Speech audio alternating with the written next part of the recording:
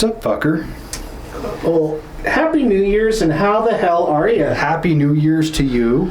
Thank you. Thank you. As you can see, we're in our new digs. Bricktastic. Bricktastic. I'm bricked the fuck up. Yeah. That's what the kids say now. Yeah. New year, new look, you know? Yeah, I mean, new merch and...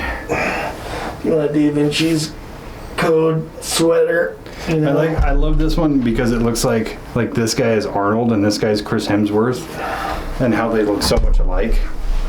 Well, yeah, this one was supposed to be you and this one's supposed to be me. Like, two cyborgs just, you know, genetically enhanced to report the news and what's going on. And be perfect looking specimens. Yeah, I mean, I don't want to be part of the manosphere, but by my 8-week program, you know? Yeah, I mean, that kind of goes along with New Year's. You know, everybody's New Year's resolution is always to get into better shape, be battle ready. Be battle ready. Yeah, I mean, you can see I got my incline bench over there. Yep, getting battle ready. I got some space. Some weights over here. Some weights. You know, trying to get Joey swole. Trying to get fucking swole. Swole as fuck, 2025. Bro. Yeah, dude. I'm turning 40 this year, so I want to be in the best shape I've ever been in. Good. Yeah. Yeah. I'm turning 45 this year, and I'm going to be in the roundest shape that I've ever been in. No, that's not true. I've been fatter. Well, I mean, you're in great shape, though. You're strong. You got great cardio. Your labs are good. Like, yeah, my labs and my flabs. That's what I call my abs. I have flabs, dude. Yeah, me and Scott were talking about it the other day, and it was like, there's a difference between like a fat person and a big dude. Like a big dude, you know, is strong and they're actually healthy, and then a fat guy is just a fucking fat guy. Yeah. And it was like, I've always seen you as a big dude. Like, I wouldn't want to fight you. You'd fucking kill me. No, I don't. I'm a lover, not a fighter. Still, I have been known to lose my temper and throw things around, though. So I don't know. If I did get mad, I wouldn't fight you. I'd just like throw a chair. Yeah, that's where I got. Not at you, just like in my general vicinity. Just stay still. You'll be safe. Yeah. It's don't like move. He can't get you if you don't move. Its vision is based on movement. You're like, where'd you go? No, yeah, I mean, it's always good to try to, you know. I don't really care about being slim or like whatever, dude. As long as I can still move around. That's my biggest thing, is just I don't want to get old and not like trip on the fucking crack in the sidewalk and break my hip. Yeah. Which is coming up pretty soon, dude. I only have about 10 good more years. Yeah, I just want to be able to have like good longevity. I want to not just wake up and be like, oh, everything hurts, or, you know, have kind of the typical old people things, because I recently found out that your metabolism doesn't actually slow down until you're in your mid-60s. Yeah. So if you're in your 40s or 50s and you're just getting fat, it's because you're sedentary. Yeah. You know, I want to be able to have energy, and I want to be able to feel good, and I want to be able to look in the mirror and go, hey, I don't look terrible naked. Yeah. I think a big thing with that also is like trying to fall out of the habit of falling into a routine. Like, I think that's what a lot of people do, is like, you know, you make it to 40 years old and you're doing the same thing that you've done for 20 years. Your body gets used to doing that, and you get pretty efficient at doing the things that you do pretty quickly. Yeah. So like things that used to take you more energy, you're used to doing, and so now your body's more efficient at doing those things, and so switching it up every once in a while is a good thing, I think. I think so. And I mean, just to point out what you said, like your body can get pretty efficient at eating fucking potato chips, or it can get pretty efficient at doing push-ups. Yeah. It's just pick one. Yeah, I just tend to do both of them. I'll do a bunch of push-ups and then like, oh fuck, crack a beer and eat some potato chips. It's all about balance in life. Balance. Yeah. Yeah. Thanos would approve. Yeah. I think that's what I need to start working on this year, is more like instead of strength training, more like mobility and like stretching type shit. Maybe yoga. Maybe I'll do Pilates. Pilates, yeah. A little Mom Beach bod. Yeah. Yeah. I'm going to work on my twerking. Like roly Pilates. Roly Pilates. You heard it here. It's coined. Yeah. Say it. Say the phrase. Roly Pilates. You got to say print it. Oh. Print it. Yeah, that's your phrase. That's a wrap. I can't say that one. So I was thinking we could do kind of a year in review doing this podcast and talk about some of our favorite episodes, maybe some of our not so favorites, some we'd like to do a reboot on, and just talk about overall kind of New Year stuff, resolutions, things like that. Yeah. So the way this ended up panning out, so when I started doing this, I didn't have to work any overtime, but you were working a lot of overtime, so I thought, well, I'll just start doing this podcast thing, and then every time I can get you in on it, like, perfect. And then if opportunities arise with other people that have some kind of specific background in a topic or whatever, like, I'll do it with them, and however it worked out. And I realized, like, really early on that platform was not going to work, because I realized that, like, a lot of this requires the chemistry that you and I have and the ability to have the conversations we have, because I've had conversations with other people where you're not there and I go, God, this kind of sucks. It's not everybody, but there's a few people. Yeah. And so it really quickly morphed into just like a Dave and Spencer show. And I honestly could not see it working any other way. There's that little part of me that goes, I wish we had just started with that, but fortunately, it didn't linger too long in that kind of purgatory. But it was a new thing. Like, yeah. I had no idea what I was doing. I was literally winging it, and it worked out, Yeah. Well, I enjoyed the episodes that you did. So it was like the first, like, well, I guess I was on the second one. So there was like 7 or 8 that I wasn't in on. But I enjoyed those as well, listening to them.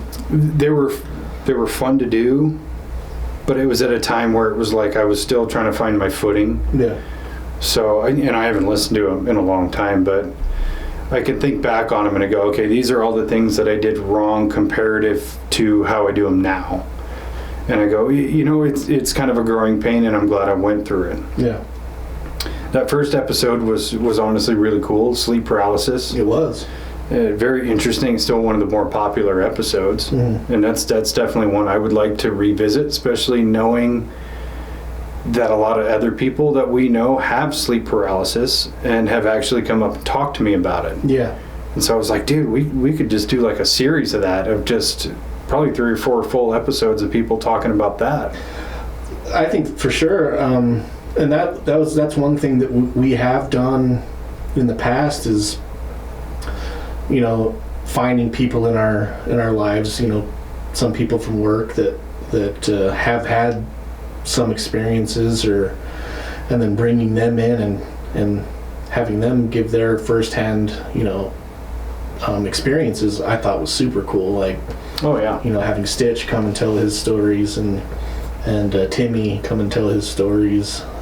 That was still one of my favorite episodes. Yeah. Just because that whole, you and I barely even talked. Yeah. We just like let him do his thing and let him, tell his stories and things like that. And you could tell it was kind of a catharsis for him. But like the whole time I felt really twisted up, but I was still super entertained by these stories. And it was like a fucking 4-hour episode, and I couldn't wait to get it out, so I just published it that day, which in hindsight is one of those mistakes, like doing bonus episodes and things like that, where on the weeks I've had no content, where if I hadn't have done that, I could have stretched it out and had no gaps in the whole year. But right. Yeah, that episode was super fucking cool. Yeah. So what was it? Ended up being 40 episodes this year? 40? I think 41. 41.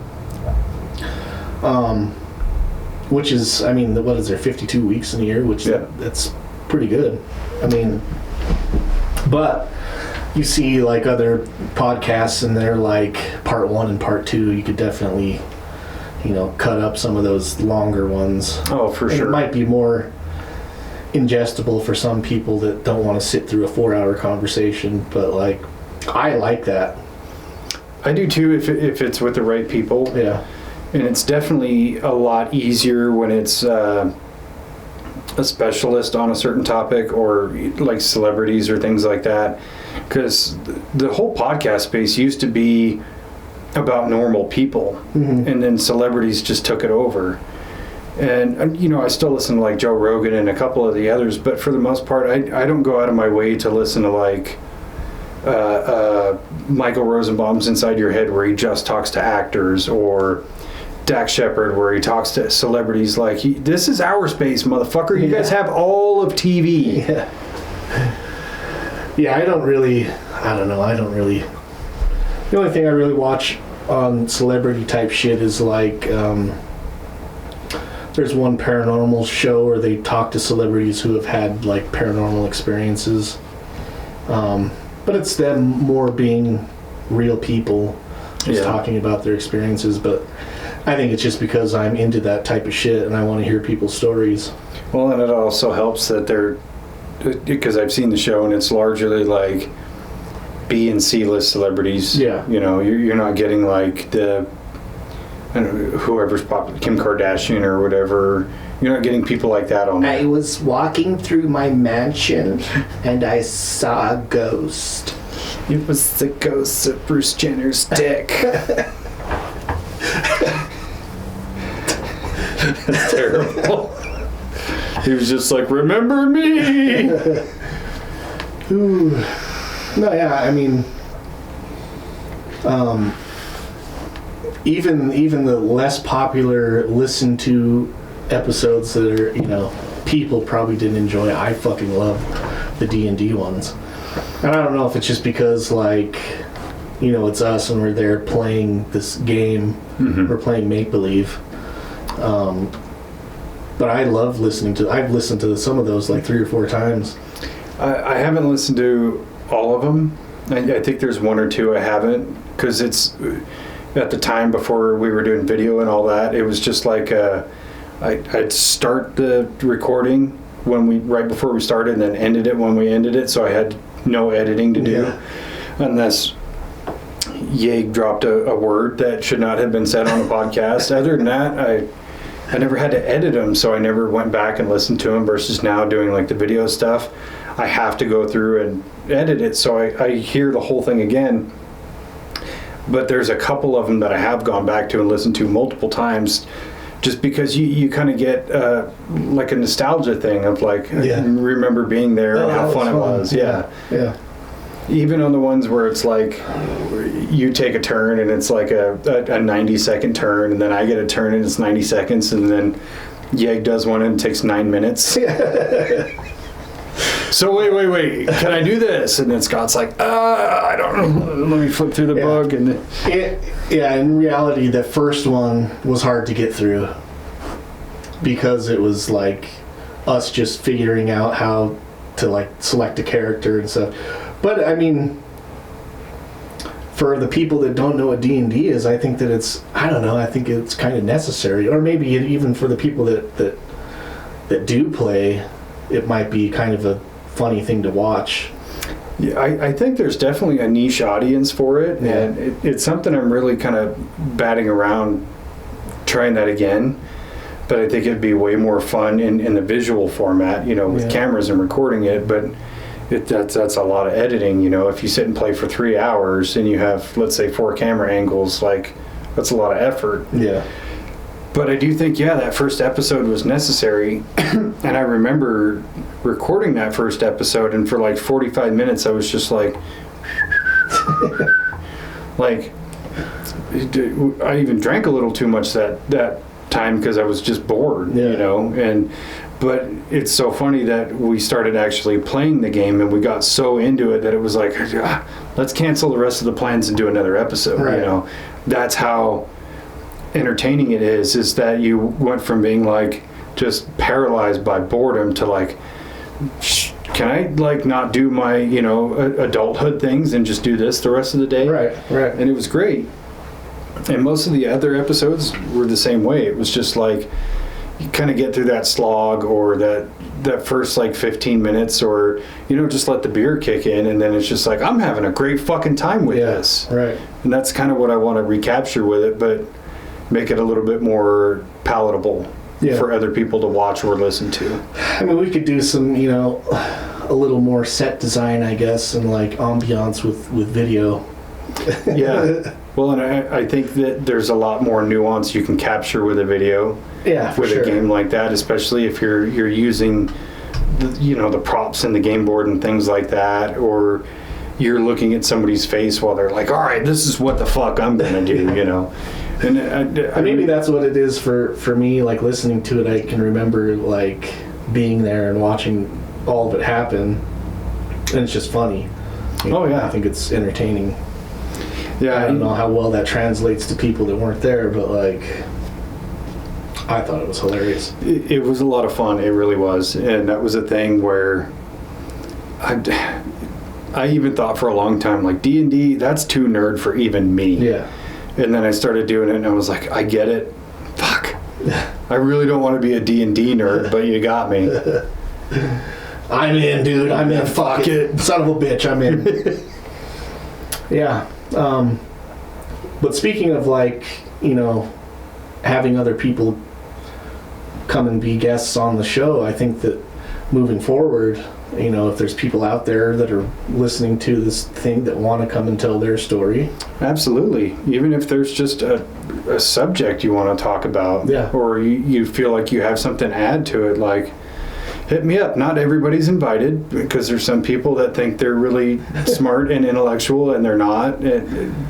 I'll try to be easy on you, but no, I really think going forward, that's kind of the winning ticket, because we have these episodes where it's just you and I, and we talk about these specific things, and those are great. Those are honestly my favorite episodes, you know, even though they're not popular, they're not doing well, but talking about shit like Dugway or New Orleans or whatever, like, those were fun because you get the research to go into it, right, that you can sit and do by yourself, and then you get to sit down and like share these things that we talk about, and there's such a strong knowledge base from both of us doing research that it's like, now we can crack jokes and just talk shit and tell these stories, but still have fun with it, without it just being like, and then he entered the church, you know, like, no boring shit. It's just like, oh, dude, Comte Saint Germain, this guy was fucking weird, you know?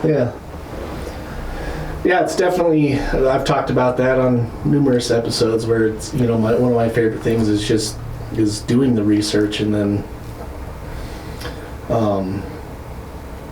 really like being interested in something and then looking into it, going into a deep dive. Like, you have I think that everybody does that. Like, they go on a rabbit hole of just like, oh, absolutely, stupid shit on TikTok or YouTube or whatever. But doing it with a purpose is a little bit more like, I still get sidetracked into some fucking weird shit. But it's rewarding. But yeah. And it's a very focus-based thing, because I'll go down rabbit holes on random shit that I find, but it's like, you don't come across these random topics that pique your interest often enough to keep you entertained, versus if you're like, okay, next week we're going to talk about Dugway. You have a week to prepare for it, you know? So for at least 3 of those days, you're just like a crack addict, just like Dugway, writing everything down and consuming every piece of knowledge you can, or whatever the topic is. But it helps you kind of like focus that cat brain part of you that goes, I have to learn everything I can, right, because I have a purpose to do it. Yeah. I just want to go through as much as I can, so that if you bring up a topic and I'm just not sitting there like, what the fuck is that? There's been a few of those that are like, I don't know who that is, you gotta tell me. And vice versa, because I think there's always some episodes where it's like, I didn't prep, but you way prepped, or vice versa. And it's like, one of us is kind of leading that conversation, and I think that works out so well because two minds are better than one, you know. Well, also, it's even like when you're looking into something, you almost pigeonhole yourself into like going in one direction, and then so you start talking about something, and then like if I'll start talking about something, and then you ask a question, and it's like, ah, shit, I never even thought about that. Let's fucking explore that whole side of it. Like, well, and there's also certain topics that I've found that I really thought would be really cool and interesting, and then I start doing the research and I find myself bored with it, like, I'm not even that interested in this. yeah. But then we sit down and have the conversation, and you've learned a lot more about it than I have, and I get to listen to you talk about it, and then I become re-interested in it in a different way, because maybe you were looking at different data points than I was, you know? Or is it like Montauk, for example? I felt like I had a really solid grasp on that one, because it took me forever. Like I said, I had to make a fucking flow chart and everything to understand it. And at the end, you were like, I still don't understand the timeline, but I did, and that kind of felt rewarding. Right. Not like in a you didn't try way, but it was like, oh fuck, I got this one. I figured it out. You know. And that was something that I was like, I need to sit down and write down days so that I can see it in a linear perspective. But then I was like, yep. Fuck that, dude. Wing it. We'll do it live. Fuck it, we'll do it live. Yeah, I really would like to get more people in on it, not just in terms of topics, but I've been kind of working on a list of people that have interesting things to talk about, not necessarily topics. And one, for example, is like the dudes who own the airsoft store here in Salt Lake, and they own the one in Layton as well. I'd love to get those guys in here and just sit and talk about like the evolution of their business, because it didn't start as airsoft, it started as something else.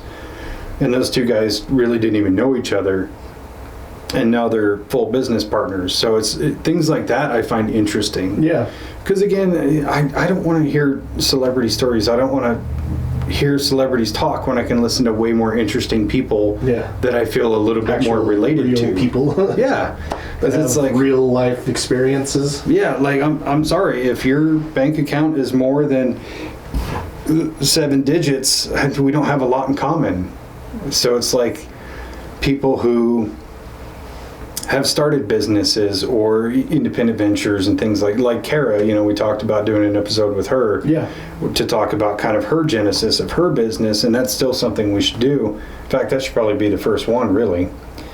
But things like that I find so much more interesting than, this is how I prepped for the role. I worked out for 9 months and took a lot of steroids. I stayed in my house for 7 months. I kept a journal. I was on prescription drugs. Like that stuff is interesting in and of itself, but it's not interesting enough for me to seek it out.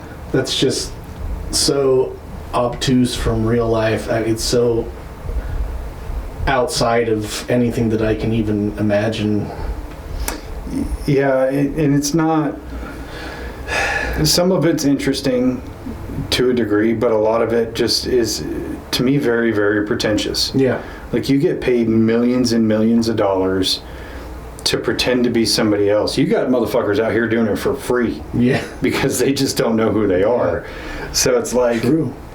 I have like almost no sympathy for actors and things like that. Like, you guys are rich. Yeah. You could do one movie and just retire, you know.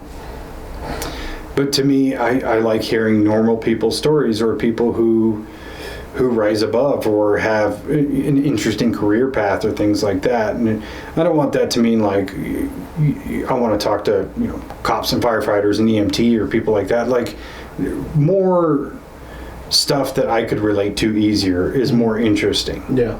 Like, people whose their path and mine is one turn away from each other. Right. Like, I could have taken this one left step and I would be that person. Right. You know, I just think that's so cool. It is, and it's something that I don't think a lot of people think. I mean, people probably think about it, but not in the space of like, yeah, I could be doing something great, and I just didn't take the opportunity to try it. And it's like, maybe talking about it will get people inspired, or even inspire ourselves to do, you know. Absolutely. I mean, take those types of steps. Even just doing this, it's so strange, and I'm sure you've came across this too, when I never like go out of my way and be like, hey, did you know I have a podcast? Because it feels very cringy. Yeah. But when somebody else was like, oh, have you checked out Dave's podcast? And they're like, wait, you have a podcast? Or somebody will be like, I've never known anybody who's had a podcast. Like, hey, high five. Yeah. I'm right here, you know. It's kind of in that same vein of you doing whatever creative endeavor you're doing and somebody else seeing like, oh, you're just a normal dude. That means I could do it too. Yeah. You know, that means I could go make ghost hunting videos, or I could go just film me and my friends doing stupid shit and, you know, get something out of it, you know. Yeah, speaking of doing ghost hunts, I mean, those were some of my personal favorite episodes. Like I said, just because of the things that we learned and the things that we experienced like firsthand, as opposed to like watching a ghost video on TV and just like, why is this person freaking out? Like, yeah.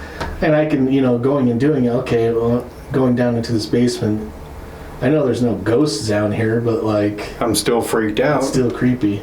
Yeah.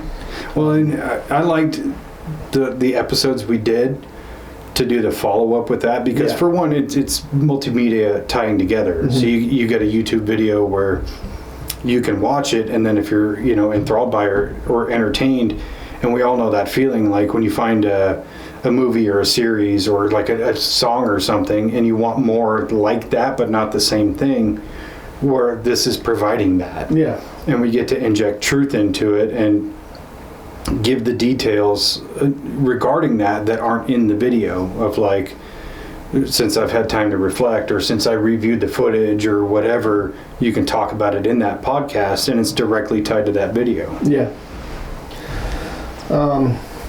Another tie-in, if there's people out there that are watching this or listening to it, if you have a haunted house, let us come and piss all over it, dude. Paranormal Investigation Super Squad. Piss. Not actual, like, we're not going to pee-pee on your house or anything. I mean, unless you want us to. I'm not going to kink shame, but if that's the cost of admission, I guess, I mean, we'll go for it. I couldn't imagine somebody being like, hey, will you guys christen my house with your pee? We'd be honored. Yeah, let us know. I mean, that's something that, you know, we'll get on the topic of like talking about like doing these ghost hunts, and people will be like, dude, my house is super haunted. This is what I see. Oh yeah, let us come and film. Well, yeah. Stop being a bitch, dude. So what you're saying is it's not really haunted. Yeah. You just made that shit up to seem cool. Don't do that. Nobody likes that. We're not going to say it's not haunted or haunted, you know. We might just say, hey, we were there. We drank a bunch of beers. We owe you some beers. But yeah, we didn't see anything. I passed out like 2 hours into it, so. Yeah. Scott never showed. Yeah, Scott never showed. Reoccurring theme. It's going to be different though now this year. It is, and obviously, you know, for the audience, you could see we're in our studio. Even that feels kind of hard to say because it's like, in the studio. This is where I create my art. But that's really what it is. Yeah. I like to call it home base or something cool, because now it is a little bit more central. We'll call it Satan. Satan? Yeah, just like on Skinwalker Ranch. This is our home base. Home base, yeah. Satan. I dig it. They call the computer room Satan. Yeah, the nerve center. The nerve center, yeah. But yeah, it is a little bit more central for other people, you know. Oh, for sure. So it's definitely going to help, and it is a dedicated space just for that. Or, you know, even if we were going to do D&D, we have space for a table, and I know that, you know, computer chairs are just for today, but like collapsible chairs to keep floor space open, and everything we're going to need is going to be in here eventually. And just being able to have a more centralized spot where we can all get together, or if, you know, like Yeg lives way out in fucking Farmington or whatever, like it's easier for him to commute here, or Scott's 15 minutes away from me, so he could come over here and things like that. I think it's going to help in the long run to be able to make not just more podcasts, but more content altogether. Oh, yeah. Yeah, I agree. I concur. I concur, sir. Yeah, and you know, where we were at previously out at my house in frickin' BFE Tooele, Stansbury Park, I always knew that it was kind of a fucking pain in the ass for everybody to get out there. I enjoyed going there. Yeah. I mean, it was, to me, I really looked forward to it, because it's like, for one, I'm getting out of the house. I get to go see my homie, and we're going to go do a fucking, you know, podcast, and we're going to hang out and drink some beers and things like that.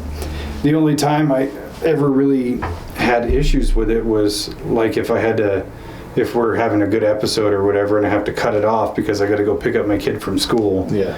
And then it was like a 45-minute drive, and it seemed like every single time, 20 minutes into it, I really have to take a piss. It was like clockwork. Like, yeah. And there's nowhere to stop. Not really. Yeah. There's one gas station on the way to the school, but it's one of those where you have to go ask for the key, and I hated it. Just go piss on the back of the wall. Well, not at the school. But you're still in the school zone, because there's Valley Junior High is right there. So if you're like within 1,000 feet and you piss on a wall, you're technically on the list. You're on the list. Whatever you can do to stay off the list, let's do that. I don't know. My daughter's getting older, so now she wants to have friends over and have sleepovers. I'm kind of thinking about getting on the list just so I can not have to deal with it. Yeah, your friends can't come over. You see that sign in the yard? I had to go to all the neighbors and give them a card, like. But no more trick-or-treaters ever. Yeah. The benefits are just stacking up, dude. Get on the list, bud. I couldn't do it. Yeah, me neither. Yeah, I mean, I'm pretty pumped for, you know, having a dedicated space and like everything's set up. It's gonna be cool. It is gonna be cool, and this is just like the rough draft we've got going on here, and I can hear like the difference in acoustics with this paneling here, and I just ordered some more. Just having it all to where it's like nobody has to pack or move anything. Like the only thing anybody has to move to be able to do anything is like a case of beer. You know, make it simple. Maybe shuffle a chair around. Do that. Yeah, now it's just about like we need some more cameras and just shit like that, and all in due time, you know. Yeah. If we ever start actually getting those views to where we can start, you know, getting money, that'd be cool.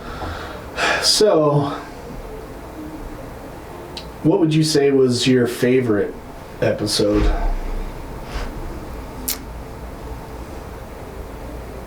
That's tough. I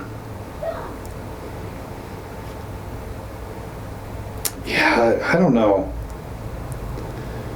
I think the last two that we did were two of my favorites, just because it was like, you know, sometimes we'll get two in a day and it's like one is a banger and the other one is just not as good, where it felt like both were really good. Mm-hmm. And especially, you know, with the men's mental health stuff, where I can look back on the first episode we did versus the second one we did, and I could see a huge growth in my own character, and not just being bitter and angry to being like I don't know how to articulate it, but just, you know, having a better sense of self and a better sense of my own person was really cool for me personally. The Manosphere one was just a lot of fun. Yeah. I got you to belly laugh for a change, and I was really proud of that. Yeah, I've watched that clip probably like 100 or 200 times because it's just so perfect. Like, that voice is, oh man, we never liked those Deagledorts anyway. So perfect, and I laugh every time. Yeah, I think that, again, like, I think one of my favorite episodes was the recap of Phenomicon. So the only thing about that is that one was a video only. Oh, yeah. I didn't know at the time how to translate that into audio. And I keep telling myself I need to go do it, but then I kind of go, like, we're at the end of the year. It is what it is. You know, I encourage anybody to watch the video anyway, because you get, like, the reenactments and stuff like that, and the pictures, and I'm going to toot my own horn, that very, like, touching ending. Yeah, it was, very. So I felt really proud of that video, because we went and did this thing, and it was a lot of fun, and then we had a really great conversation about it, and then all the extra stuff that I got to put in it was just like, this is really what the show is. Like, this is what it's all about, you know? So I got to put that one right up there, honestly. But yeah, maybe I tend to, like, appreciate more of the things that we go and do, and, like, then sit down and talk about it. But even, like, the demonic possession one, I think was the first one that we did, just you and I together. Because it was like the 9th or 10th episode. Yeah, you're right. And I think somebody else was supposed to be there. Supposed to be Yeg. And then Yeg didn't show up. And then, so it was just you and I. But, like, that was the first one where I really felt like I had to do a lot of research for, and, like, get some actual facts or actual data points and stuff like that, which kind of really opened my eyes to what I should be doing for these episodes and stuff like that. Yeah, I felt a lot of the same way, because I really delved deep into it, because I wasn't relying on somebody else for the subject matter.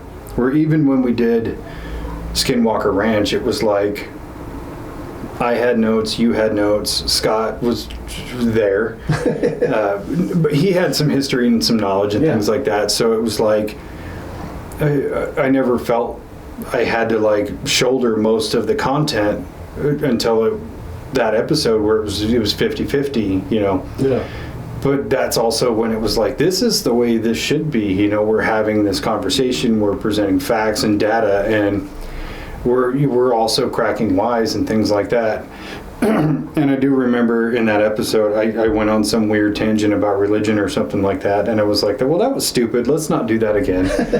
But yeah, that was like one of the first episodes where I was like, wow, that felt really complete. Yeah. Like, came in, said what we had to say, and still had personality and things like that in it, without it just being a boring, like, we're reading a script thing. Right. And that's most of how I knew, like, this is how this needs to be done. Yeah.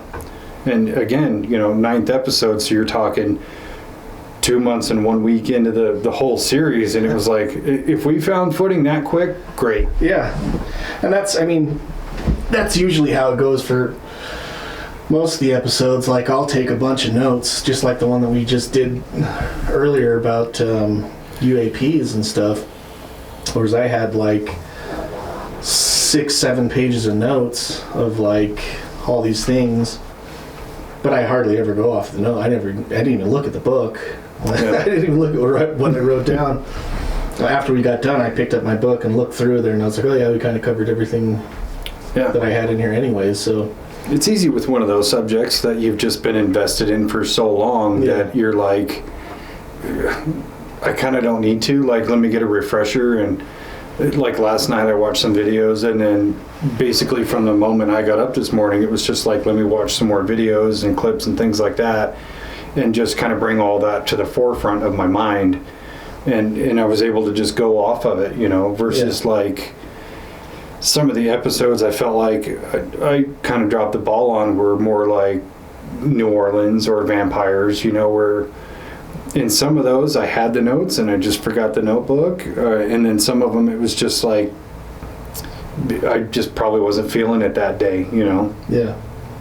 But I think for the most part, we bring enough to the table each that no matter what, we're going to get this done. Yeah. And definitely not trying to like scare people off that might be interested in coming and talking to us. You don't have to prepare a bunch of notes and shit like that. No, especially if it's a subject matter thing for just you. Like, that's perfect. We'll just sit and ask you questions. Yeah.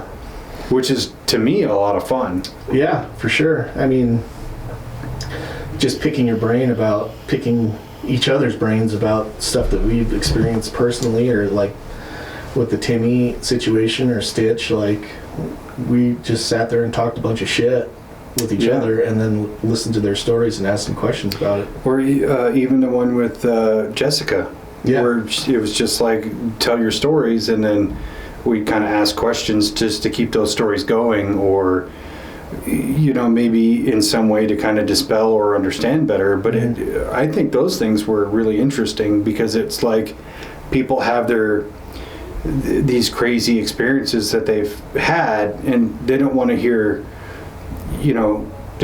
us be like, well, let me tell you about mine. Like, you could listen to all those. Like, this is your hour. You get to talk, you know. So for you, has there been any episodes or any of the topics that we've covered that have made you change your mind about things, like, or given you a brand new perspective or a different feeling about it? I would say the easy one to go to is women's mental health, especially going into that one with the full acknowledgement that, like, I don't understand a woman's perspective, and that's why I'm doing this. So getting to learn things and listen to women talk about their perspective on their own mental health was definitely kind of eye-opening. There's a lot of that I assumed already, but then there was things that I got to learn. But again, that just goes with the perception that I'm coming into this conversation with nothing to add. I'm here to learn this one, not predicate or be like, no, that can't be true. Because that's not fair. Like, I'm not a woman. I don't know. What about you? Definitely, the women's mental health one was very eye-opening.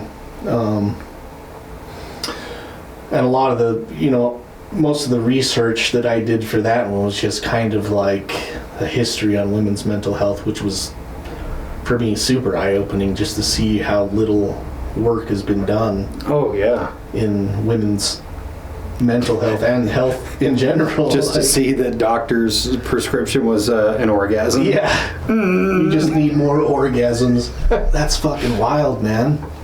Which is totally backwards. It should be men need more orgasms and women need somebody to listen to. Well, I think that men have a history of getting plenty of orgasms. They just do it themselves. Like, most guys just fucking jerk off daily, and that's kind of a normal thing, and everybody knows that. And so, like, I think that women should just do that too. Like, I don't know why they don't. But I'm not a woman, so I can't. I know that, like, my wife tells me that sex is a totally different experience for a woman because it has a lot to do with, like, emotional connection. But it's like, but your hormones kind of, if you don't release those hormones, they build up over time. For me, anyways, I would assume the same for a woman, but like I said, I'm just mansplaining shit now. I think that term is so stupid.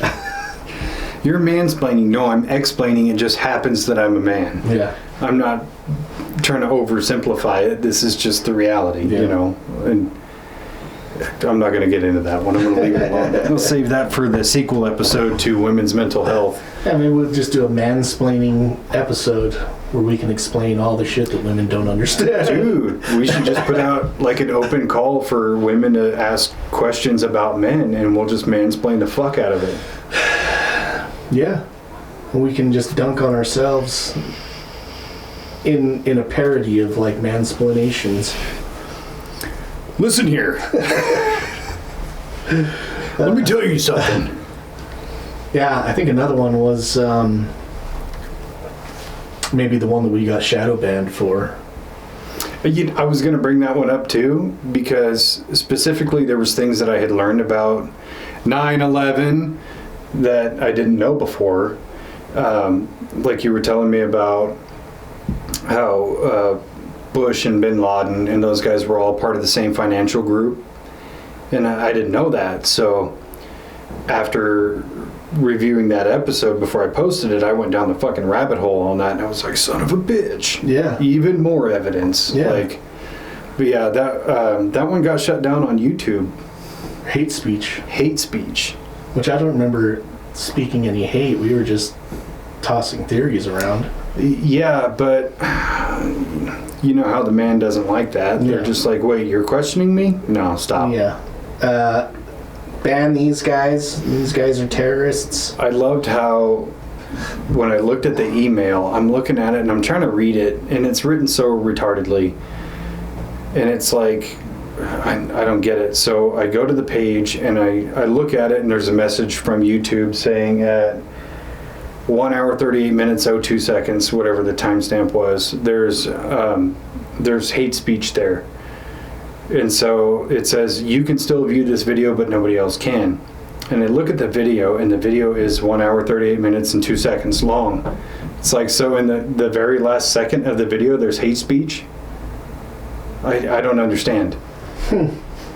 The whole entire thing was hate speech. Yeah, it just lasted 1 hour 38 minutes and 2 seconds. Yeah, that was this is where the hate speech ended when the episode ended. I mean, to be fair, there was some off-color jokes in that one.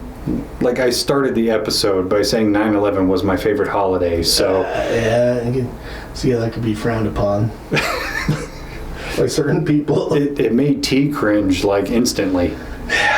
You laughed, though. That's all that mattered. Yeah, I don't give a shit. I thought it was funny. Obviously, it's not my favorite holiday. It's just it was a funny that joke. was one of those things that like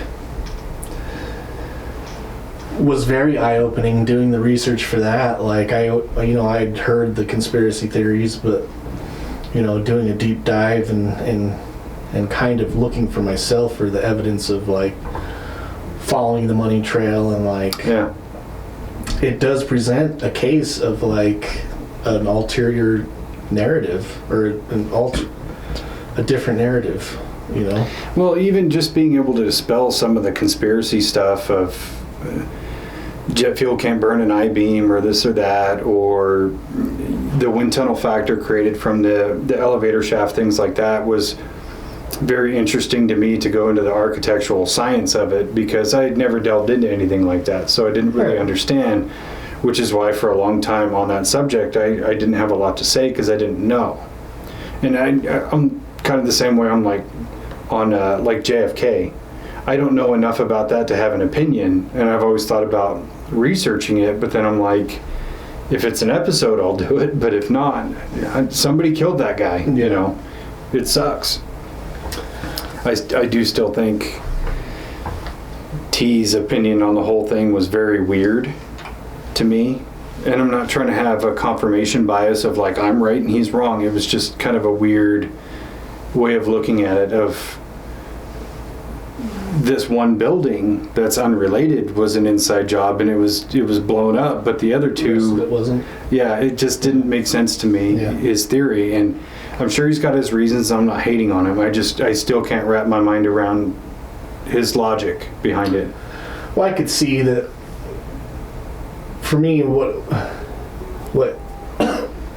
he was saying was that they took a horrible situation and used it as an opportunity to get rid of some shit that they wanted to get rid of. And it's like, okay, well, but you can count that, but discredit this other stuff. It doesn't add up. But yeah, I mean, I don't know if we have to preface every episode that we do with like, these are just our opinions. Maybe on big ones like that, Yeah. or even JFK or something like that. Like, we should just maybe say like, hey, this is all our opinion. This is all just us talking. You know, we're not pointing the finger. I know we come across as experts in these, which we are, but not on that. But we're experts on paranormal and UAPs. Yeah, and drinking beer. And drinking beer especially. You can do that with the finest. So, what's an episode you'd like to do a reboot of?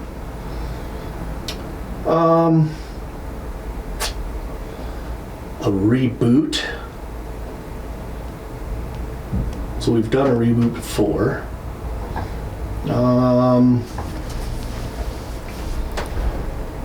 I think we definitely have to take, maybe it's not a reboot, but a sequel to the Phenomicon episodes.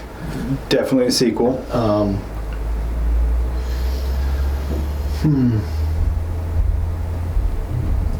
I don't know if there's any of them that I would like to do an actual reboot on, more so than just a continuation of.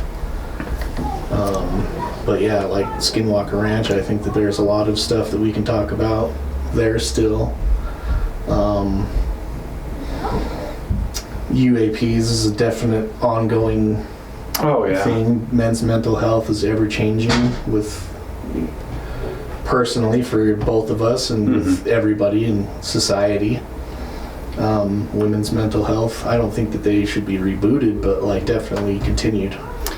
For sure. And part of the reason I asked that was a big question, because I don't think any of them should be redone per se, but I think they should be revisited. Yeah. And like men's mental health, where you have Men's Mental Health Month in June, but then you have November, where it's like those 2 months, there should definitely be an episode for that subject in both months. Or Women's Mental Health Month, you know, whatever month that is.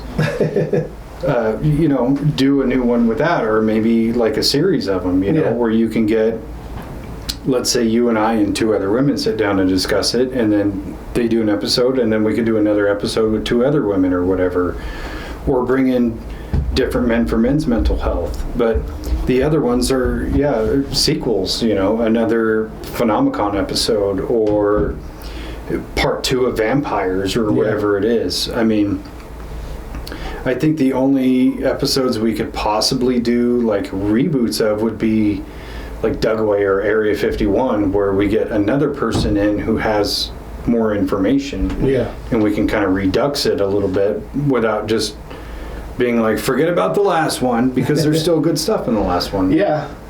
I think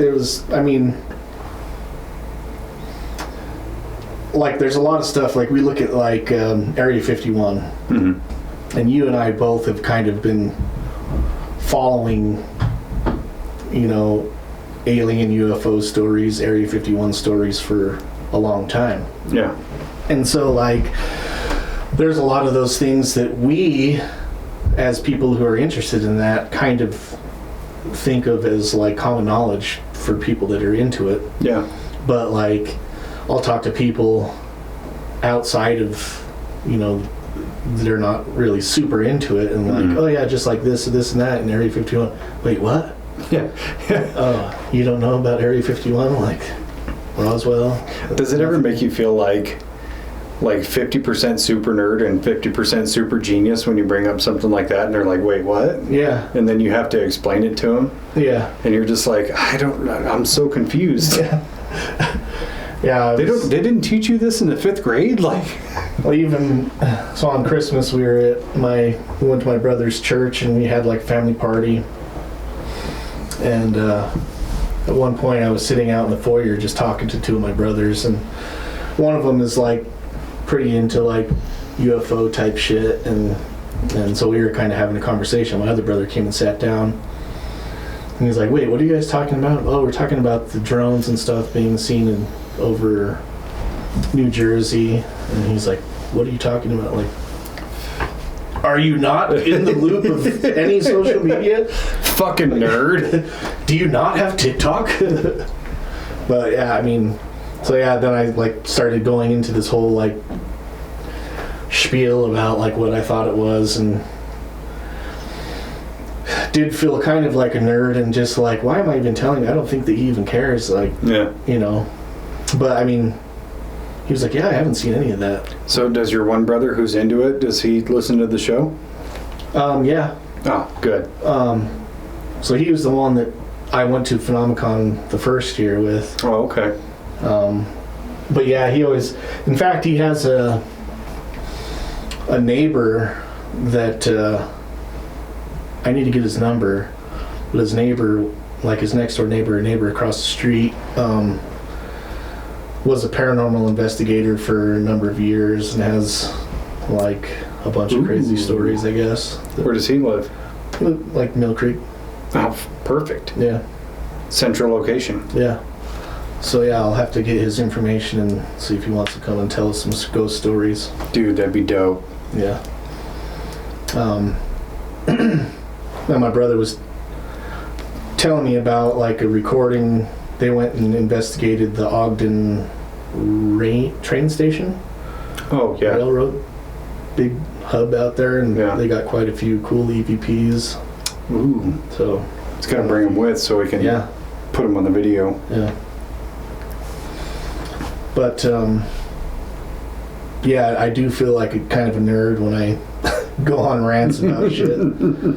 But I do find myself like having just the most unusual facts to pop up for people. It's cool. Like the other night I was sitting here having dinner with my parents and we were talking about the moon landing, and I got to espouse my opinion of like, I think the version of the moon landing you see is a fake, but I do believe they did go to the moon. They just showed you this version because they went to the moon and saw fucking aliens. Yeah. So they couldn't show you that. Yeah. And so the room gets kind of quiet when you do that, and you're just like, am I saying too much? Or Of course, I'm the weird one, huh? I mean, I'm accepting of that. I know I'm the fucking weird one, but that's okay. Like, I like what I like, you know, and I won't ever feel bad about it. Yeah, I have conversations with my family, and they're like, they always laugh at me and stuff, and I'm just like, yeah, part of it, half of it's a joke, and half of it's like, there's just things that I'm coming up with halfway on the spot. Like, Yeah. do I really believe them? Yeah, not necessarily, but it's fun to think about. Yeah. Well, and it's like I've talked to my sister about it a little bit, and she kind of went on a tangent and listened to some of the episodes and was talking to me about it, and she just like openly admitted, she's like, I only really listen to the ones that I know things about. Like, she's like, I don't even know what Skinwalker Ranch is, so I didn't listen to it. I was like, that's fair, but if you listen to it, you'll learn about it, you know? So it's even on that sense, you know, where family is involved with this whole thing, where I get it, you know, you're kind of choosy or whatever. The ones that bother me, to be honest, are the people that are like your close friends that have not listened to one episode, and you're like, that's, dude, if you had a podcast, I'd listen to all your shit, you know? And you kind of get... people have been on the show and haven't listened to it. Yeah. I'll never understand that one. I did though, a couple weeks ago when Spotify does their year-end wrap, and I had all these people sending me screenshots of their Spotify Wrapped, and it was like I was their number one podcast, and I was like, you guys are getting Christmas cards. Yeah, I'll have to check out mine. It's going to be a close tie between Dave-Inci's Code and Joe Rogan. Probably. That's fair. That's fair. But I mean, mostly because his are super long also, and like when I blow through our episodes, I have to have something to listen to. Yeah, it's a fair point. I mean, it's a time constraint thing because you can only record so many in a week, you know. Yeah, and we're not doing these every single day. No, and he's doing them every single day, or at least every other day, and he's doing 2 or 3 in a day, and it's like, of course you can do that. You don't work a DuPont schedule. Yeah, Like, yeah. I guess we just have to take our equipment to the fucking out to old work and I've debated it. set up in one of the mixing rooms or something. There's like 10 dudes over there drinking kava. Yeah. They're just like, hey, what are you guys talking about? This is Dave-inci's code in the mix. You just see 5 polys like, what are you guys doing, dude? Yeah, I mean, what else did we do? The fishbowl ones were fun. I did like the fishbowl. They weren't popular, but I enjoyed doing them. Yeah. Because it was just like just having a bunch of random topics just to riff on, you know, for an hour and a half or whatever was enjoyable. Because there are times when you do the longer form episodes on one subject that you always have that moment where the conversation veers totally away and you talk about 20 other things versus like the fishbowl thing that doesn't happen because you're just on these one topics for 5-6 minutes at a time. Yeah. And that's something I would actually like to do more, but have an actual fishbowl with just like 100 topics in it. You know what would be interesting to do is if we could get like people that interact with us on social media. Like if they submitted shit for us to put into the fishbowl. Dude, I thought about that same thing. There's not enough following now. Yeah. But maybe by the end of next year, there might be. Because I thought about, like, this same episode, how cool would it be if it was more fan interacted? Like if there was, you know, let's say 100,000 subscribers or whatever, where they could just submit end of the year questions of like, hey, in this one episode you guys talked about this, but you know, I have this question about that or whatever. Like that would have been really cool. Yeah. And then that may be years down the road, and that's totally fine with me, but I think something like that would be cool where other people could get their question answered, and then they would watch that episode predicated on getting their question answered. Yeah. It's kind of like those TikTok live things where they're interacting with the people, but just more in a format of like maybe not even end of year, maybe like end of the quarter or end of the month, once a month type thing. That would be cool. If we had that many people putting in shit for us or questioning our beliefs.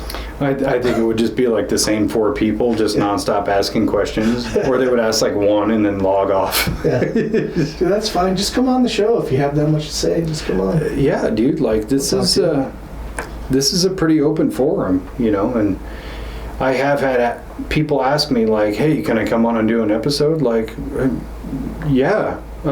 Have you listened to any? No. Then no. I'm sorry.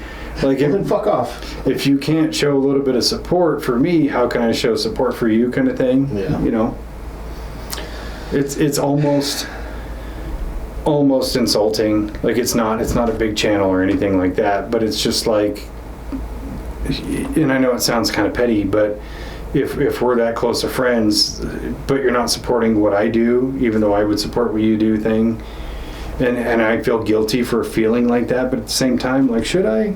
You know? Yeah.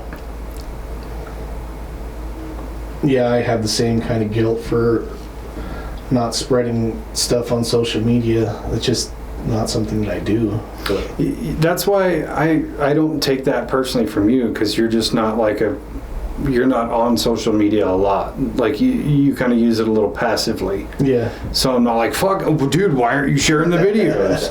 Like you're watching them. I can see that you're watching them. That counts for something. Yeah, I've seen the ones you put on TikTok, and that's about it. Like I'll log into Instagram maybe like once every 3 months and like, oh shit, there's all these videos I haven't looked on here. Well, they're the same clips. Yeah. I mean, but I will say that's one of my favorite parts about when I go on and do the editing of the video, where because I have to sit through the whole thing and navigate the different cameras, and then I'll come across a funny moment like, oh, that's a perfect social media clip. Yeah. And so I just quick export it and then post it, and within a couple of days, like, I'm actually having interactions with them where Gina Carano.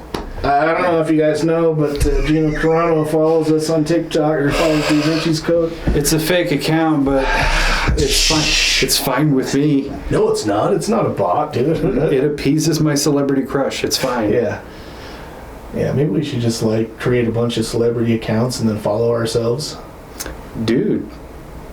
Oh, did I tell you I got a TikTok profile view from a porn star? Really? Indica Flowers. Oh, I thought it was going to be like Lex Steele or something. I know who Indica Flowers is, though. Yeah, I got a profile view. That's pretty cool. Yeah.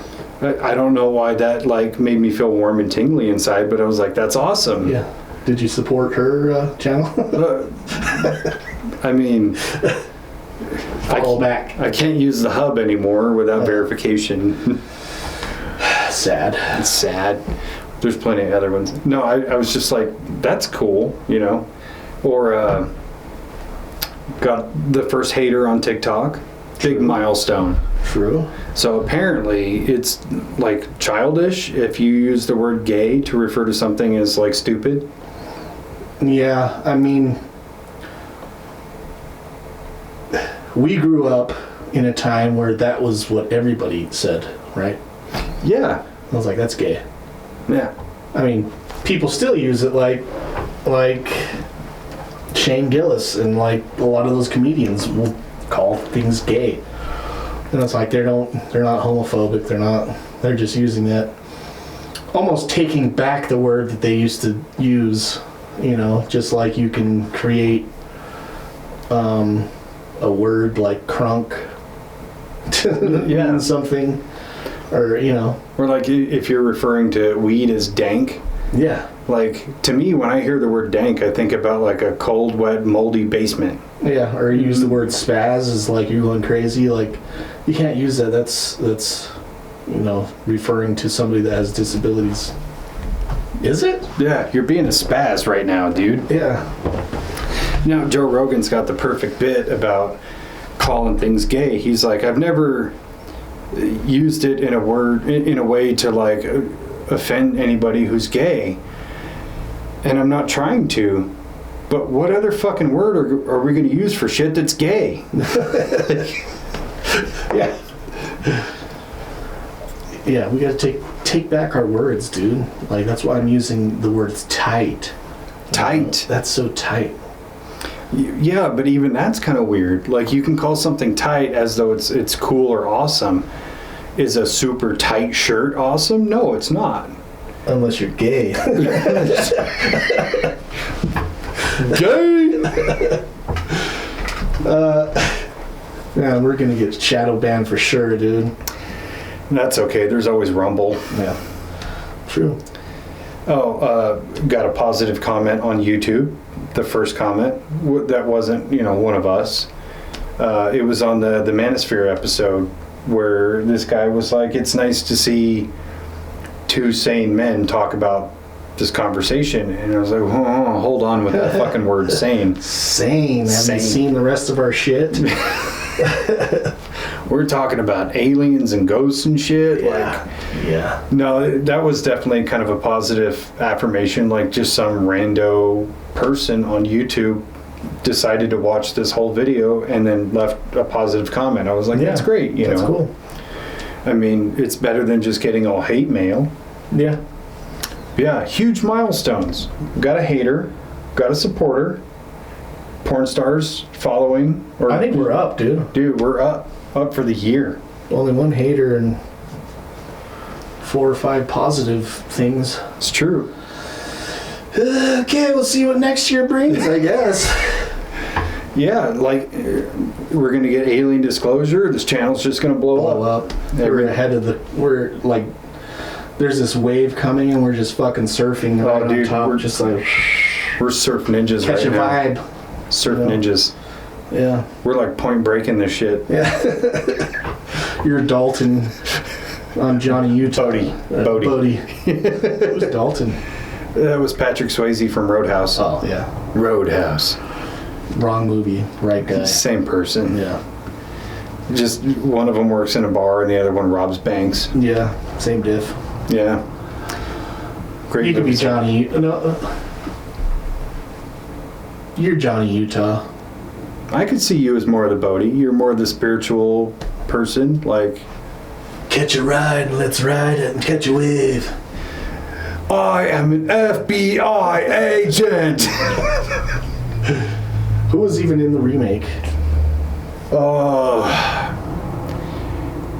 You know what's funny is I just watched it a couple weeks ago, and I was like, this movie isn't as bad as I remember, but it's still not good. Yeah. I haven't seen it. Like the most noteworthy character, or actor I should say, was Ray Winstone. He did the animated version of Beowulf. He was in The Departed. He was in King Arthur. He's been in a lot of movies. He's a really good actor. It's not the guy with the scars on his face? No, that's... I think you're thinking of the guy from Sons of Anarchy. Probably. No, he was... in The Departed, he was the right-hand man of Costello. Okay. What are you drinking? Cranberry juice? You on your period? Yeah. That guy. Yeah, he was the Gary Busey character, so he's only in the movie for like 4 minutes. Well, I don't know why they just didn't use Gary Busey again. Too busy talking about buttered sausages. You want to talk about buttered sausages? Dude, do you have any lips? That face is perfect. Not with those teeth. So many things. We can definitely go through, do sequels to like action movies and scary movies. So I actually want to, this coming year, expand more of the YouTube stuff. So I was kind of looking at like the way our schedule works, how we can produce a good amount of podcast episodes, but also produce YouTube content. And so there's a lot of stuff that I want to do that I think would just be so much fun to do. Like, you'll watch these channels where they watch a movie and they just fucking rip on it the whole time. Like, I think that'd be so much fun. Yeah. Or for the paranormal aspect, I did do an episode very early on about ghost hunting equipment. And I thought, you know what would be way cooler than that is to do a series of videos where each video we take one piece of equipment and we talk about what it is, how it works, and then we find ways to debunk it and ways to test it and things like that. That'll be A, scientific, and B, hilarious. Yeah. And some of it would just be a method to show of, it's not just how it works, but how it can be affected by other objects. You know, you think about like the dowsing rods. So let's say you've got Scott sitting on the floor where he's not going to have, you know, his stance and sway affect him or anything like that. But sitting next to him is a stationary mount for dowsing rods. And you're going to go through the same thing that you would do like in a live investigation, and you're going to see if both sets do the same thing, or if it's just his set, or if it's just the mechanically held set, where you're eliminating all human variables. But comparing the two side by side, yeah. But yeah, and then you're also throwing other caveats in there to prove that there's no like foul play. Like you'll put anemometers around them to show that there's no wind drift or anything like that that can be affecting them. And you can do multiple camera angles to show like one overhead and one here and one here to see that nobody's behind them and nobody's messing around with it or anything like that. So you have an actual control in the scientific method to go, this is what they do, this is how they work, these are things that can affect them, here's an actual test. You know, and I thought that would be kind of fun. That would be cool. And it would also show that even though we joke around with the paranormal stuff and we don't take it super seriously, we take it serious enough to be objective. Yeah. And not just be like, oh, did you see the dowsing rods moved? Had to be a demon. Scott, are you possessed right now? Look at these scratches. They're right here. Right where I'm scratched. When I edited that fucking video, And I had that scene. It was like, look at the scratches on my back. You're like, they're right where I'm scratching. And I just started laughing. You know what we should do also is like record some trailers for our shows. Dude. Swamp Cops on 80. Just do like a trailer for Swamp Cops. So that actually plays in perfect to an idea that I was given. So I was joking around with Scott and Sissy a few weeks ago, and me and Scott, we do this weird thing where we like throw on these accents and like make up bullshit commercials for terrible products. Yeah. You know, like a pharmaceutical. Side effects include, you know, and then just go through a whole list of shit that's totally unrelated. And he's like, dude, we should just make like commercials for the stupid shit that we come up with. I was like, that's fucking genius. Yeah. And Sissy's like, yeah, you should use those in your podcast. Use it as commercial breaks? Yeah, as commercial breaks. And I was like, now a word from our sponsor. Well, we have experiencing erectile dysfunction. Cheap Viagra, over the counter. It's 2 popsicle sticks and a Band-Aid. Side effects may include stickiness and a slight rash. It's like Blue Chew, but it's green gum. Well, me and him have like an ongoing one. It's like a QVC channel, but it's called Dave's Quality Products, and we do it in like the worst Boston accent. We're like, here at Dave's Quality Products. She's gonna buy a bunch of dumb shit off of Temu. But it's like, the joke is we sell all these bullshit products as a cover-up to the fact that we're running a human trafficking ring. Buy one of these, you get 4 6-year-olds. Don't cancel it. It's just like that, honestly. And we'll go off on this shit for fucking hours. And I was like, dude, this is like perfect content. Yeah. That should just go right into the whole thing. Yeah. Yeah. I dig it. Oh, God. It makes me giggle just thinking about it. Yeah. We do, well, me, Pat, and Stitch would do kind of a similar thing where we just like make up taglines for movies. In a world. We're like narrating somebody doing something fucking stupid. Yeah. No, I love the idea of the trailers for the shows. Yeah. Like, Swamp Cops has to be first. Yeah. It is just us wearing big aviators walking in slow motion everywhere we go. Then you get some leather dusters. Ooh. But we're sweating the whole time. Yeah, so we're going to film this like ASAP. Yeah, I mean, I'm off until Friday, so... We're going to have to hit up the DI, see if we could find some dusters. Yeah. No, dude, you wear a duster. I'm going to wear like the cheesiest 90s motorcycle jacket. Yeah. That's like studded everywhere. Like a Fonzie jacket? Yeah, just like that. Hell yeah. I dig it. I dig it. Big things. Big things coming. So yeah, what would you say that was my phone. What was your least favorite episode?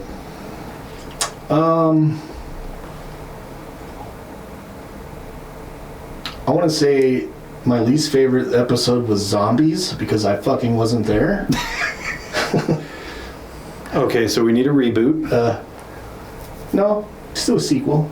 Yeah. Okay, yeah. We'll do a sequel to Zombies.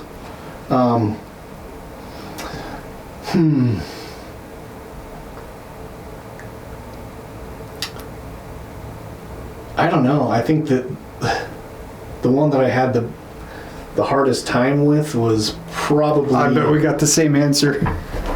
Go ahead. I was going to say the Manosphere. Ah, no. But it wasn't that it was just because I was trying... I think maybe I was looking at it from a different perspective and I couldn't stand the fucking people.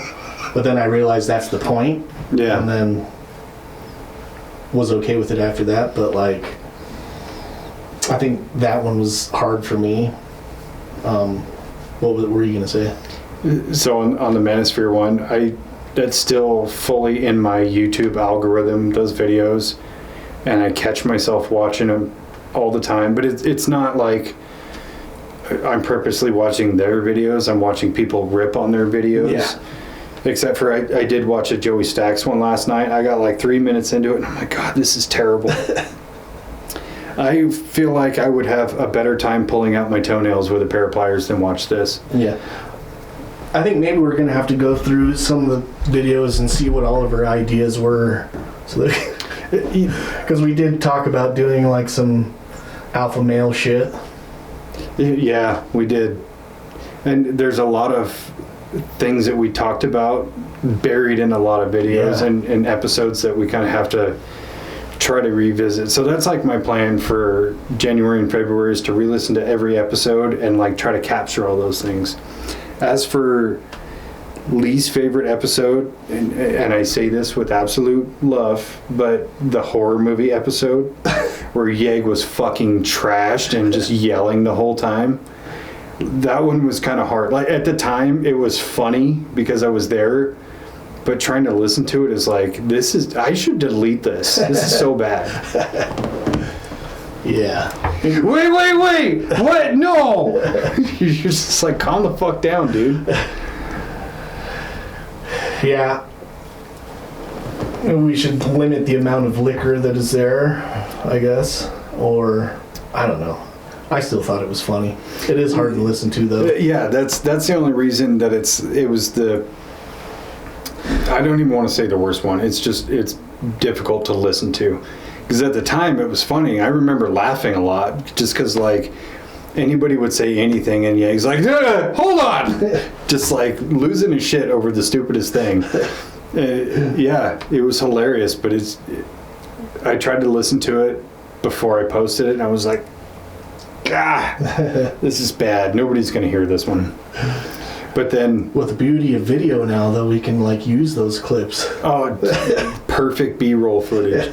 But I do remember a couple people, like Sissy and Preston, both came up to me, like, right after that episode was published, like, how fucked up was Yeg? And it was like, he was gone. Yeah. He was refusing water and food. That's how you know he was fucking gone. Yeah. How do you refuse Kentucky Fried Chicken? Especially when you've been drinking. Especially when you've been drinking all day long. Right? Because we started at what, like 10 in the morning? Yeah, we went all day on that one. Yeah. I think we did 3 episodes. Yeah.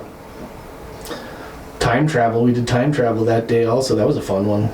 Yeah, and I think that one merits a sequel too because of the whole Antarctica thing that's going on now and all that. Like, there's a whole lot more material there to cover. Yeah. And a lot more time travel movies. Yeah. Excuse me. Yeah, I think that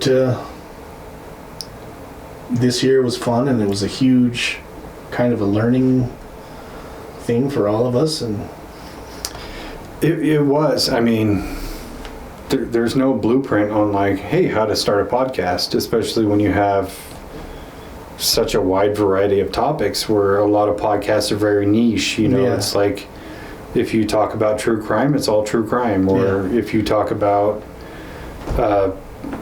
serial killers, it's all serial killers. You know, when you have such a diverse array of topics, there's no like protocol for it. Yeah. And that was one thing I was going to talk about too, is like we made it a whole year without doing one single fucking true crime thing. As I've said before, true crime is not my bag. Yeah. You have a lot of wine drinking white women doing podcasts on that. Just go find one of those. I wonder if it's just because they like to bring up old shit. Like, yeah, I know the story. We know the outcome. I don't need to see the fucking whole 3-hour series of why Ted Bundy was a serial killer. He was a fucking crazy person. He was a psycho. I mean, that's always kind of the distinction I've had with kind of being interested in true crime versus interested in the more paranormal stuff that we're into. It's kind of like, for me, I'm not saying true crime is not interesting, it's not entertaining. It sure can be. I couldn't ingest it on the level that a lot of people do. But it's like you already know the outcome and you already know that humans are garbage. Yeah. So at least with paranormal stuff or aliens or whatever, like there's a great amount of frontier unknown that makes it so much more interesting to me than just being like, this person died, that person did it. Like, cool, we got that out of the way. What's the deal with UAPs, you know? Yeah, I feel the same way. It's like they're both conditions of human psyche, and like looking at it in an interesting way, but one is more of this happened and this was the story of what happened, and the other one is this happened and we have no fucking idea what it is. Let's think about it. Yeah, I like the mystery aspect of it so much more, and more often than not, I would be watching something with true crime or listening to something because I was being exposed to it, and you're kind of intrigued for a little while, and then the ending comes about, and you're like, now I feel fucked up. Yeah. You know, like the Chris, what's his face, they did a Netflix documentary on him. The guy, he murdered his 2 daughters and his pregnant wife. Oh. Yeah, like you get through all that because you're enthralled in the mystery. Like, what happened to him? And then you find out the ending, and you're like, I feel like an asteroid should just hit the planet right now. This is terrible. Right. You know? Versus at least with aliens, you still have that great unknown, or Ghost, you have the great unknown of this could be anything. There's so much room for speculation. Like, yeah, and I think theoreticizing is so much more fun than just knowing the truth. Yeah. You know? It's like the hunt is better than the kill kind of thing. Yeah, maybe that's what it is. Like, some people crave the kill and some people crave the hunt. Yeah, and then the hunt is the pursuit, and if the pursuit is never ending, your passion for it won't really die. Yeah. I think.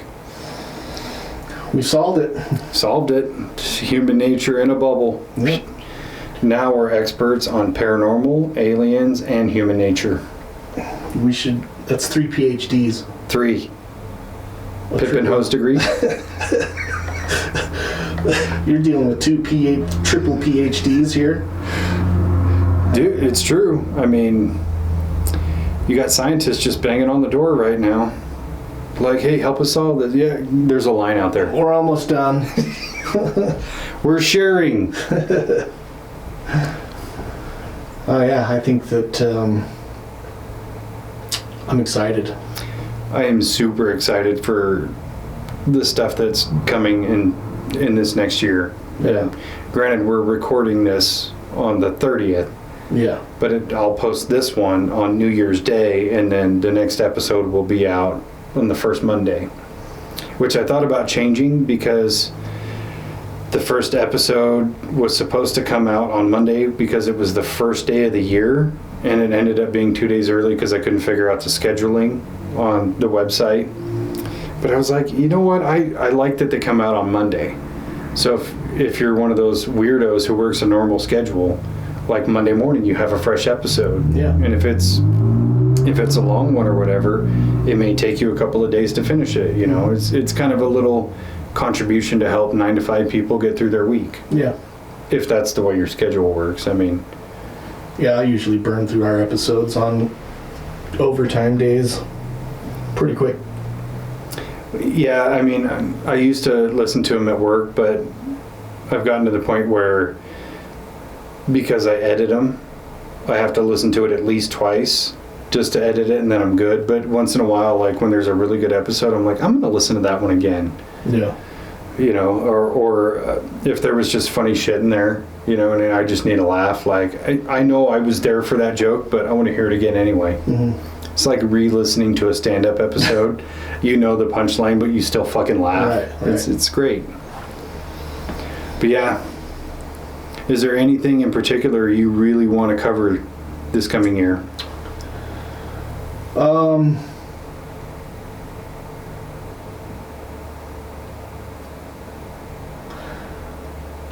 So at some point, I think that we should do a Bigfoot episode, Sasquatch, just because Sasquatch, Bigfoot takes up so much of this paranormal space that we navigate ourselves through. But Les Stroud is doing a new documentary on Bigfoot. It's supposed to be. We're gonna do it way better. Yeah. I mean, we could even go and do some Bigfoot hunting ourselves. I'm down. There's some spots here in Utah where Bigfoot's been spotted. Like, let's go check them out. Yeah. I mean, not right now. It's cold outside, but Well, yeah. you know, like April or May. I mean, we could do the cold ones now, like as long as there's a road that drives through it. Like, yeah, we took a drive through there, didn't see a fucking Bigfoot. We're like driving up the road. Yeah, it's supposed to be like 1,000 yards that way. Didn't find a let's Bigfoot, go. but we got a Big Mac. Let's go get a beer. Yeah, no, Bigfoot's a big one. I've been kind of putting that one off because editing skills weren't quite there yet. So part of the reason of this setup is I wanted to be able to use the TV to where if there was reference photos or videos or whatever, I could just pop them up there, but I could also put them right on my computer so I could edit them into the video. Yeah. So whoever's watching, all 7 of them, can also see what we're looking at. Mm-hmm. So that's kind of why I was holding off on that one. Yeah. But yeah, I'd like to cover more location stuff like Sedona, Arizona, or the Valley of Silence in Mexico. Yeah. Gobekli Tepe. Have you seen... Oh, man, I can't remember what the name of the town is, but it's like... It's either Nevada or Southern California, this like city that has like a pyramid there, and there's a set of stairs that goes downstairs, like into Oh, the I know what you're ground. talking about. Yeah. I'll have to look up what the name of the city is, but we should cover that. Yeah, there's a really weird city here in Utah, too. I have it written down. Where it's weird, and like the people in the town don't talk to anybody from outside the town. The name is just like dancing around in my brain. I can't catch it. But yeah, stuff like that I think is really cool, Yeah. especially when you can inject the pictures or video and things like that into what we're talking about, Mm-hmm. you know. But yeah, those are cool. Again, more people with new insights and things like that would be really cool too. But I also kind of like the idea of bringing somebody in who's interested in some of these things but doesn't know anything, and we get to educate them on it. Like, dude, do you know about Dugway? Oh, no, I don't. Let me learn you something. Maybe we should get a seat belt for these chairs so they can strap themselves in. Strap in. It's going to be a fun ride. JK, now we're going to sell you. Oh, yeah.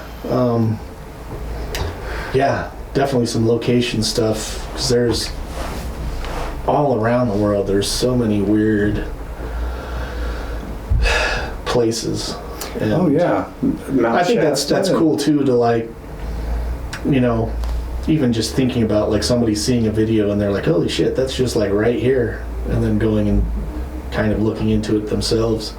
Yeah, and I think very niche things like that, and I've noticed in watching some of the trends in some of the episodes where I tend to believe that people are doing the same people we're doing. They're listening to other people talk about it so that they can get notes for their own podcast or whatever, or their own video. And so you'll see like certain spikes in certain episodes that are a little bit more niche that they're trying to get some knowledge in.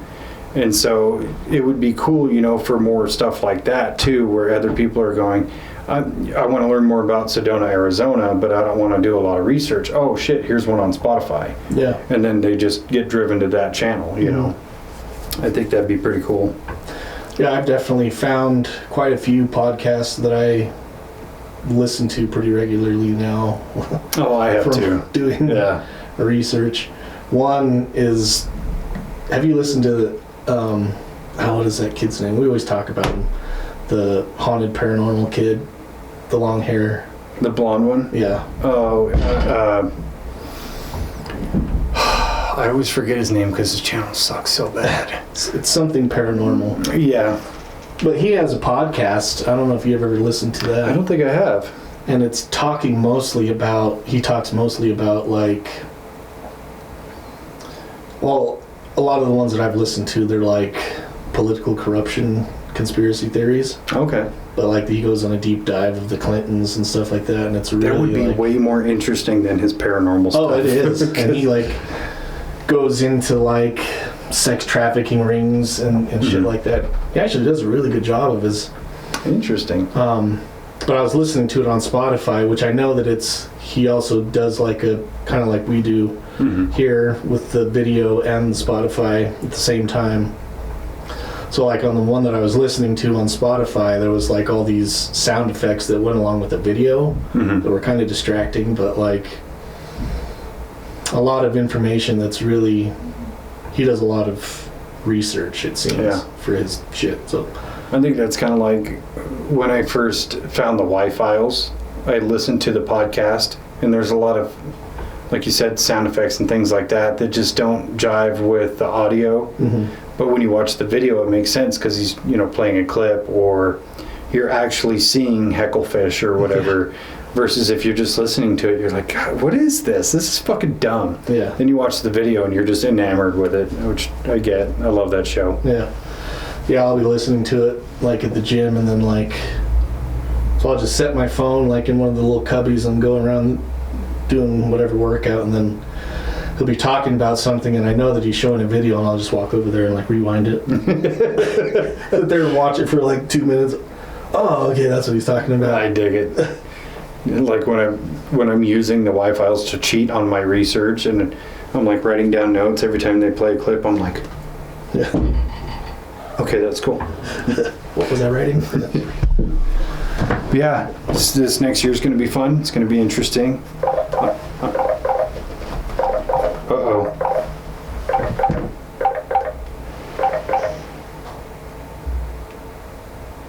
Hello? Hello? Hello? Hi, good sir. Am I speaking with the homeowner? Yeah. Hi, sir. This is Malcolm, and I'm calling with Metro Duct and HVAC here. This is the local air duct cleaning service, and we did a cleaning of air supply vents. And just to inform you that, sir, we're giving out a 50% discount on cleaning all the air supply vents, following with a full free inspection of your AC unit with 1 year service warranty. Also, booking an appointment today can get you a monthly cleaning of your dryer vents absolutely free. Sir, may I know how many central AC unit you have in your home, sir? Hello? What? Sorry, sir, how many? How many what? Sir, how many central AC unit you have in your home, sir? Well, I've seen 2 or 3 of the UAPs flying over the house here. Sorry, sir? Hello? I've seen 2 or 3 of the UAPs flying over the house here. Sir, this is the cleaning of your HVAC system. Well, the HUAVs, right? Yes, sir, yes, sir. Yeah, well, I saw 2 of the drones last night. I took a video if you'd like to see. Alright, sir, but this is the best time to the cleaning of your air duct system, I mean HVAC system, because you can have all this service done for just $179 as per unit as our part of our promotional offers, sir. And usually this type of cleaning is not less than $358, but you can take advantage of it used only for $179. Well, I'll send you the video for free. You don't have to pay for it. Sir, actually, sir,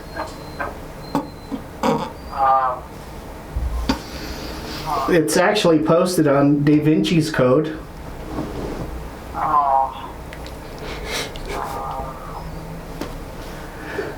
Just check out the link in my bio.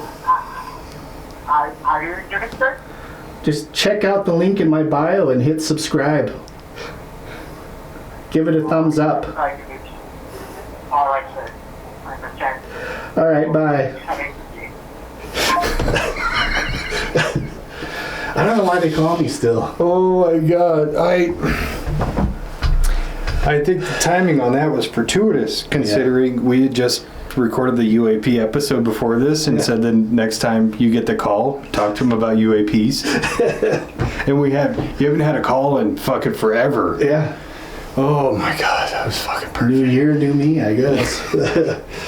Oh, it was beautiful. Yeah. I enjoyed the shit out of it.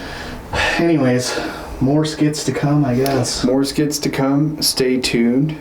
I'm glad you're my podcast partner. Me too. It's been fun, and it's going to be fun. And it's only just started. Yeah. Only. All right. Let's pull the plug there. Okay, I love you. Bye-bye. Bye.